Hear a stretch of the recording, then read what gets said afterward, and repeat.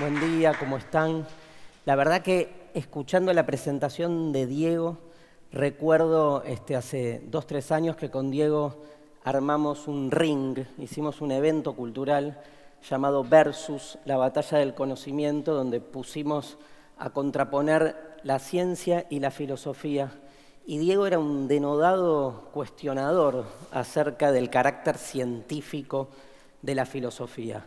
Yo estuve durante muchos años tratando de defender cuánto de ciencia tiene la filosofía hasta que me di cuenta que la estrategia era la inversa, era demostrar que en realidad esa idea que teníamos de que la filosofía es la madre de todas las ciencias, la coloca en un lugar problemático, que es el de la madre, ¿no? Evidentemente no es algo simple. Y entonces empezar a profundizar otro aspecto, ¿no? Empezar a correrla de lo científico en términos metódicos.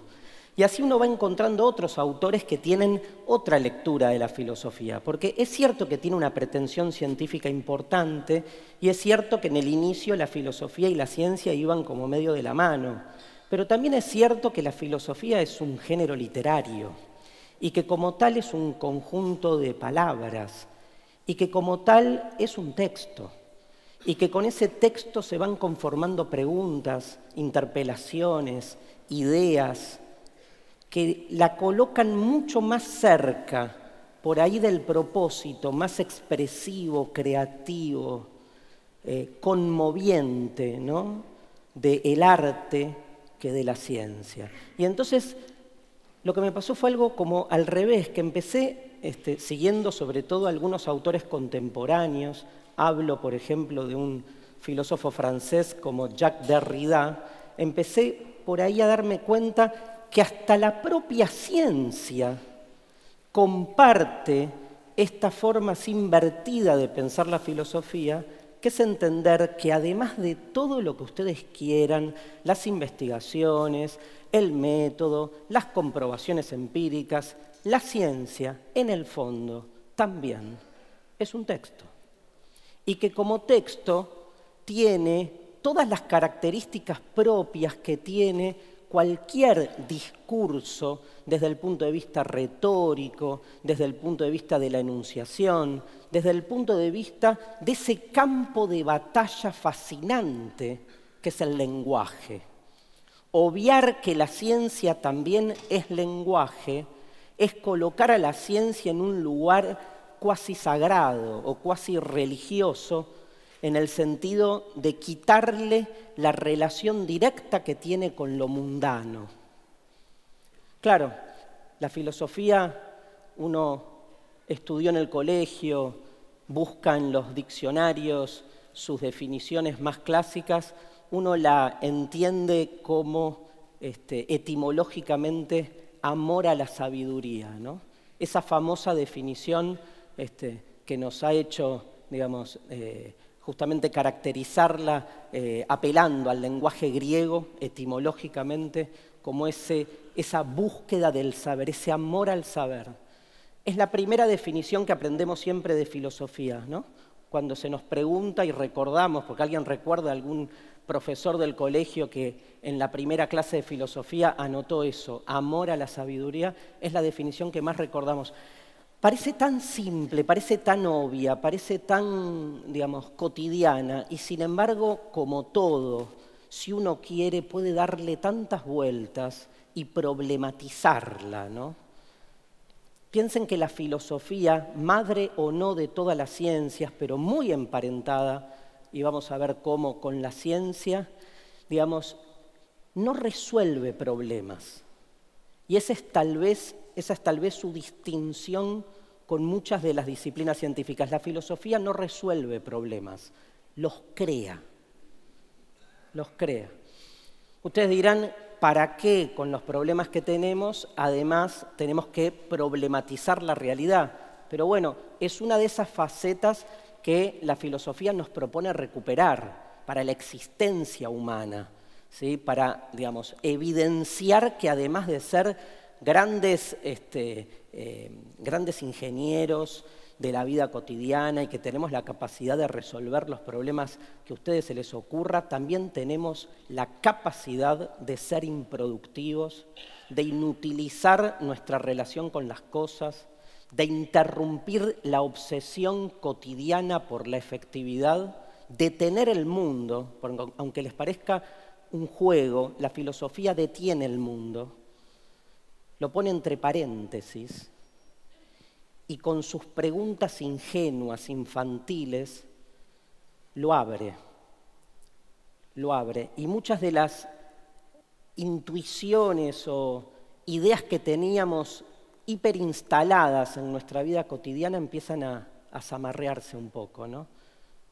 Hay un dictum en la filosofía que dice que si no hay una verdad, entonces todo puede ser de otra manera. Y tal vez lo que propone la filosofía con su ingenuidad, con su recuperación de la capacidad de asombro, es salirse de los paradigmas instalados para ver por los márgenes. La filosofía es una actividad marginal, pero porque entiende que todo es margen. Es una actividad de frontera, porque entiende que todo es frontera, que estamos todo el tiempo yendo entre el interior y el exterior, entre la verdad y la apariencia, tratando de encontrar sinuosamente las tensiones, las oscilaciones, las contradicciones de todo lo que hay. Por eso, la definición de filosofía como amor a la sabiduría es muy provocativa, aunque no parezca. Es muy provocativa porque uno se queda primero, en primera instancia, con qué idea, con qué hace un filósofo, ¿no? Ama al saber, parece un chiste, ¿no? Porque, por definición, a mí todavía me pasa que cuando por ahí me preguntan, ¿y a qué te dedicas? A la filosofía. Ajá. ¿Y de qué trabajás? Es la típica que viene. Y yo, si tengo que ser fiel, debería decir a pensar, pero me da vergüenza, ¿no? Porque a pensar. Lo que pasa que, claro, pensar no es un concepto homogéneo, ¿no? Obviamente hay un pensar productivo, hay un pensar utilitario, hay un pensar deductivo. Diego Golombek se dedica a pensar desde una ciencia experimental, pero la forma en que piensa la filosofía es distinta. Y es pensar igual. El problema es que hay una manera de pensar el pensamiento hegemónica, que obtura el resto, y entonces hay un pensar en serio y un me colgué, ¿no? O hago preguntas que no tienen sentido para divertirme. Por eso les decía, yo durante mucho tiempo salía a defender, digamos, que la filosofía no es un divertimento, sino que es una forma de plantear cuestiones diferentes a las usuales, pero que también suman, hasta que me di cuenta que es al revés, que lo que hay que hacer es recuperar esa dimensión lúdica de la existencia y decir, por suerte, además de pensar estratégicamente, productivamente, eficientemente, también podemos pensar lúdicamente, interruptivamente, con ese arma que tiene la filosofía, que es la pregunta, ¿no? A la filosofía le alcanza una sola herramienta, que es como un arma, para resquebrajar lo instituido, para cuestionarlo todo. Y es la pregunta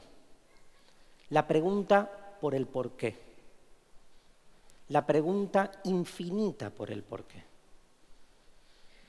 La ciencia puede ir a lo largo de la historia planteando distintas respuestas, certezas, puede ir planteando la totalidad de las hipótesis y teorías que sean, puede ir refutando, comprobando, contrastando.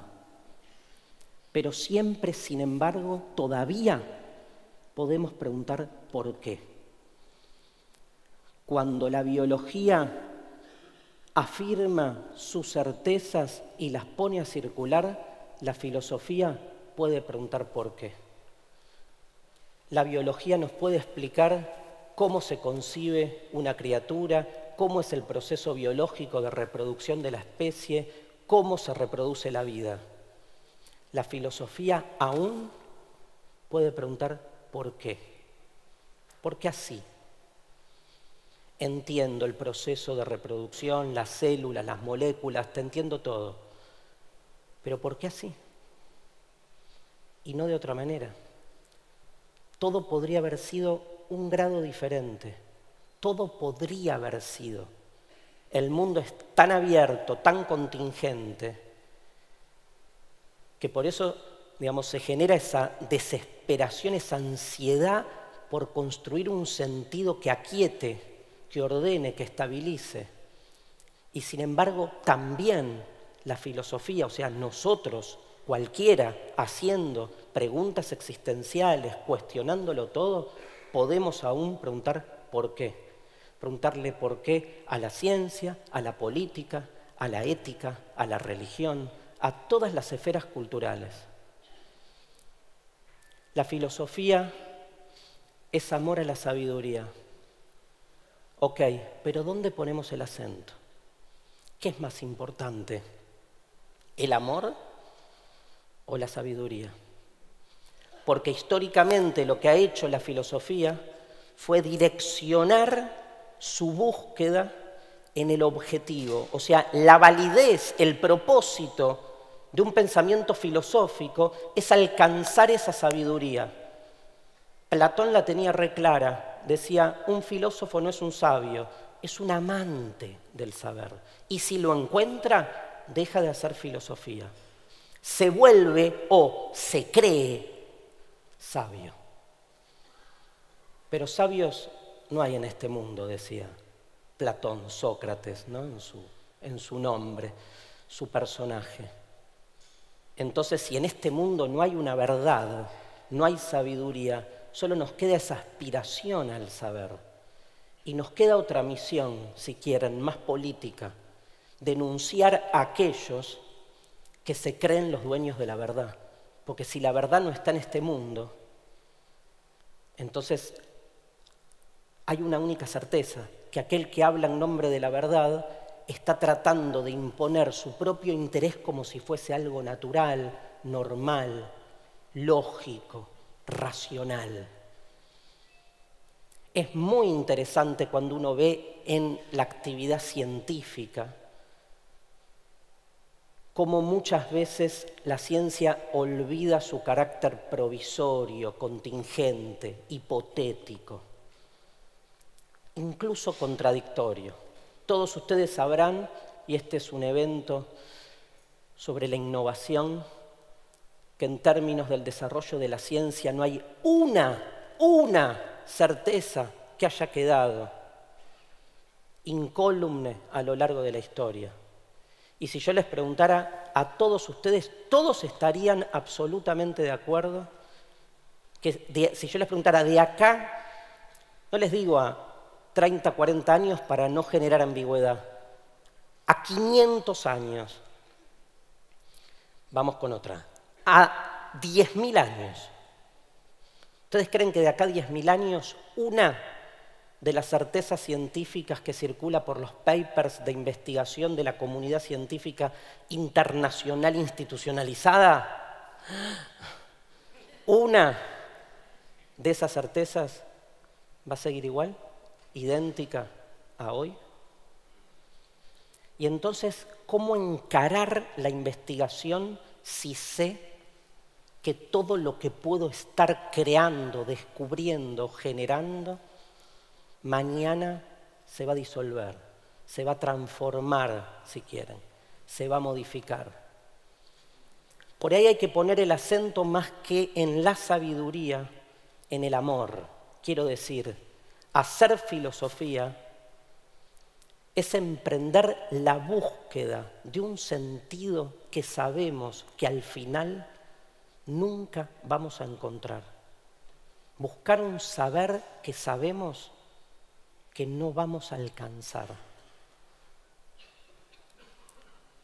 Muchas veces cuando me preguntan qué hace la filosofía, digo eso, buscamos un saber que sabemos que nunca vamos a alcanzar. Y entonces claramente me preguntan, ¿para qué lo buscan? Si ya saben de antemano que es así. Es que es una pregunta, es una pregunta. ¿Para qué sirve la filosofía. Y la filosofía sirve para cuestionar por qué todo tiene que servir para algo. No es poco. Por eso tiene un carácter más bien estético, tiene un carácter creativo, tiene un carácter lúdico. Un hermoso carácter lúdico que la ciencia también la tiene. Y que en la medida en que se recupere esa idea de que si no hay una verdad, lo que nos queda es crear infinitamente, toda nuestra actividad puede desdogmatizarse un poco y volverse cada vez más artística. ¿Que un científico es un artista? Obvio. ¿Quién no? ¿Quién no hace de su propia vida una obra de arte? ¿Quién no hace de su propia búsqueda algo atravesado por la creación y la imaginación? Por eso cuando me pregunto por la filosofía y el lugar que ocupa la filosofía entre la ciencia y el arte, no puedo sino recordar a un filósofo como Nietzsche, que cuando le preguntaron qué elegiría entre el bien y el mal o entre la verdad y la apariencia, Nietzsche dice, yo me quedo con el entre. Tremendo, ¿eh? Entre el bien y el mal, me quedo con el entre.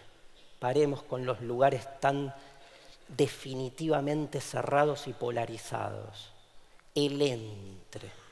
Por eso cuando me pregunto qué es la filosofía, qué es el saber, qué es esta búsqueda fascinante en la que estamos de algún modo arrojados, y me pregunto qué lugar ocupa entre el arte y la ciencia, no puedo sino con Nietzsche decir, me quedo con el entre.